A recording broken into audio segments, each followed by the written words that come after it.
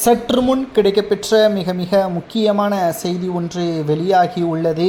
அதிமுகவின் தலைமை அலுவலகத்தில் எடப்பாடி பழனிசாமியின் அறையை இழுத்து மூடிய தொண்டர்கள் இனி அதிமுகவில் எடப்பாடி வேண்டாம், சட்டசபை தேர்தல் நடைபெறுவதற்கு இன்னும் 7 மாதங்களே இருக்கக்கூடிய நிலையில் எடப்பாடி பழனிசாமியே நம்பி தேர்தலை சந்திக்க முடியாது, முதலில் அதிமுகவை ஒருங்கிணைக்க வேண்டும் என்று அதிமுகவில் ஒருங்கிணைப்பதற்கு முயற்சியில் ஈடுபட்டு கொண்டிருக்கின்ற செங்கோட்டையனுக்கு ஆதரவுகளை தெரிவிக்கும் விதமாக அதிமுகவின் தலைமை அலுவலகத்தில் எடப்பாடி பழனிசாமியின் பொதுச் செயலாளர் அறையை இழுத்து பூட்டு போட்டிய சம்பவம் தற்பொழுது அரசியல் வட்டாரத்தில் பெரும் பரபரப்பையும் அதிர்ச்சியையும் ஏற்படுத்தியுள்ளது. சமூக ஊடகங்களில் எடப்பாடி பழனிசாமி அவர்கள் பற்றியான பல்வேறு தகவல்களும் வைரலாகவே பரவி வருகிறது.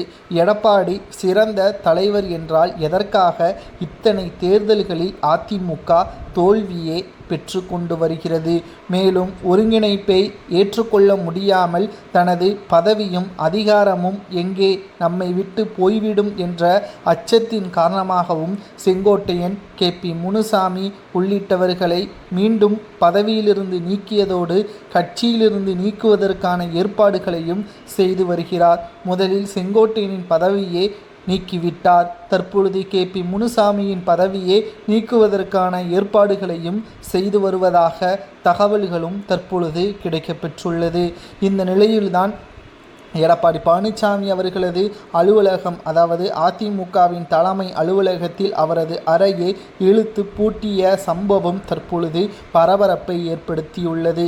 மேலும் தமிழக அரசியல் வரலாற்றில் இதுவரைக்கும் திமுக, அதிமுக என்ற இரு கட்சிகளுக்கு போட்டிகள் உருவாகி கொண்டிருந்தது. ஆனால் இப்பொழுது ஜெனரேஷன் மாறிவிட்டது. தமிழகத்தில் புதிதாக தமிழக வெற்றி கழகமும் அரசியலை நோக்கி வந்திருப்பதால் அரசியல் களமை முற்றிலும் மாறக்கூடிய நிலைமைக்கு வந்துவிட்டது. இதில் நாம் வளர்ச்சி அடைய வேண்டுமே தவிர தேய்மானம் அடையக்கூடாது. எடப்பாடி பழையதை மறந்து ஒருங்கிணைப்பை ஏற்படுத்த வேண்டும், இல்லை என்றால் எடப்பாடியே தேவையில்லை என்பதை உணர்த்தும் விதமாக அதிமுகவின் நிர்வாகிகள் எடப்பாடியின் அறையை பூட்டு போட்ட சம்பவம் சரியா தவறா என்பதை அதிமுகவின் தொண்டர்களாகிய நீங்களே கமெண்ட் வாயிலாக மறக்காமல் கூறுங்கள்.